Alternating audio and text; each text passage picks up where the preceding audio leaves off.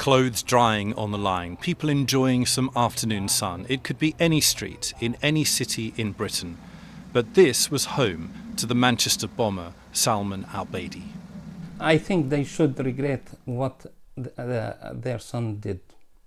Yunus Bazar is an A&E consultant. He knew Salman Abedi's father, went to the same mosque, and is appalled by what's happened. We can't express how we feel very bad about this innocent people to kill for non-reasons. Yunus says he liked Abedi's father and had no suspicions about him or his family.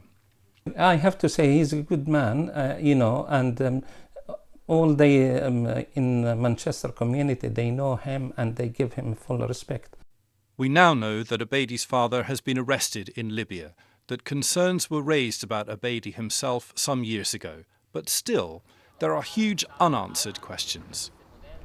How is it possible that someone who was born here, who went to school and university here, could end up blowing themselves up?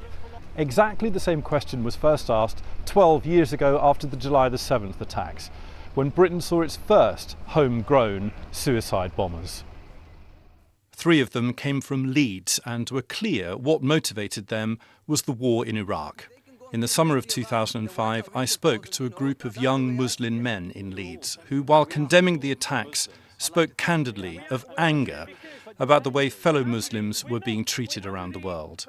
It doesn't help when these Americans and these English are going into our Muslim countries and killing our brothers and sisters. This is what they don't like. It's not nice. These fundamentalist groups are brainwashing these kids. Look what they're doing. They're killing your brothers. They're killing your brothers and sisters. And the only way you can get back at them is to kill yourself. Today, there are no British forces fighting in Iraq or Afghanistan. So what is the motivating grievance now? At the university Salman Abedi briefly attended in Salford, experts say it is too simple to draw a straight line between British foreign policy and extremism. Suicide bombers, they say, are in the grip of a psychotic delusion. They're sucked into this terrorist cult ideology, and so it actually has nothing to do with those concrete circumstances. So you can have a very much protectionist, withdraw foreign policy, and it probably makes no difference to people who get sucked into those ideologies. They will still try and attack humanity and still try and make a name for themselves in the belief that they will get to the promised land eventually.